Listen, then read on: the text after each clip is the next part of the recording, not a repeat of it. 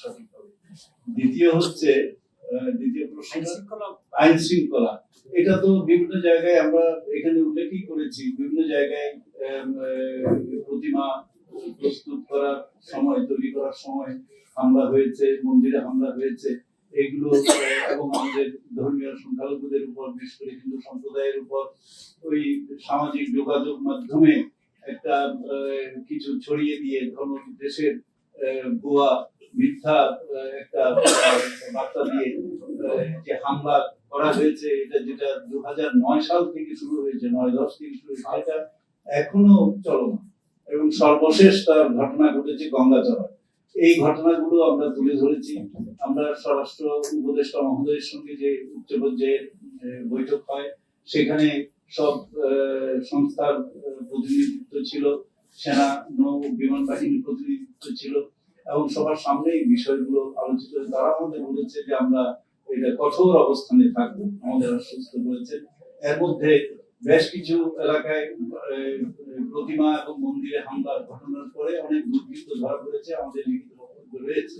কাজে আমরা যখন যেটা পারি, বিশেষ করে সেনাবাহিনী তাৎক্ষণিকভাবে ছুটে যাচ্ছে, প্রশাসনের পাশে দাঁড়াচ্ছে। তো আমরা এটাই চেয়েছিলাম যে হামলা দুর্বৃত্তরা করতেই পারে, কিন্তু এটার বিচার হচ্ছে কিনা, দুর্বৃত্তরা ধরা পড়ছে কিনা, এটাই আমাদের বিচার, আমাদের দেখার বিষয়। এবং আমরা চাই, এই যে কথাটা বলেছি বিচারহীনতার সংস্কৃতি, আমাদের লিখিত বক্তব্য আছে।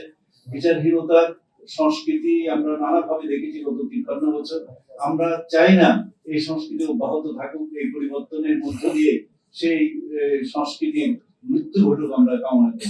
এই জন্য আমরা স্বরাষ্ট্র উপদেষ্টা ছাড়াও বিভিন্ন ভাবে যে মিটিং গুলো হয়েছে, ধর্ম উপদেষ্টা, তারপর আইজি মহোদয়, মহানগর পুলিশ কমিশনার এবং বিভিন্ন সংস্থার সঙ্গে আমাদের যে বৈঠক হয়েছে, আমরা এই বিষয়গুলো তুলে ধরেছি। তারা আমাদের আশ্বস্ত করেছে এবং তাদের আশ্বাসের বিভিন্ন প্রতিফলন আমরা দেখতে পেয়েছি। 3 নম্বর যেটা ওই যে মামলা, ঢালাও ভাবে মিথ্যা মামলা, এটা তো গত 1 বছর ধরে অব্যাহত রয়েছে। এটা আমরা সরকারকে জানিয়েছি এবং আমাদের যে যখন যেটা খবর পেয়েছি, আমাদের তালিকা আছে, সেই তালিকা অনুযায়ী সরকারকে জানিয়েছি এবং সেনাবাহিনীকেও আমরা জানিয়েছি। সেনাবাহিনী থেকেও আমাদের বলা হয়েছিল কোথাও ঘটনা ঘটলে, মামলা এরকম হলে আমাদের দিন, আমরা দেখব।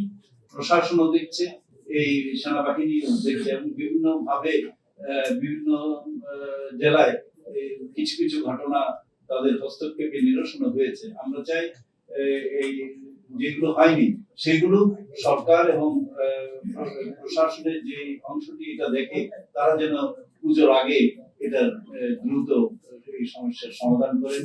আমাদের নেতৃবৃন্দ বা আমাদের যে পূজা সংশ্লিষ্ট বাংলাদেশ পূজা উদযাপন পরিষদ মহানগর ছাড়াও আমাদের হিন্দু সম্প্রদায়ের অনেকে এই মামলার শিকার হয়েছেন, তারা যেন নিশ্চিন্তে এই দুর্গাপূজায় অংশ নিতে পারেন, আমরা সেই অনুরোধ জানিয়েছি।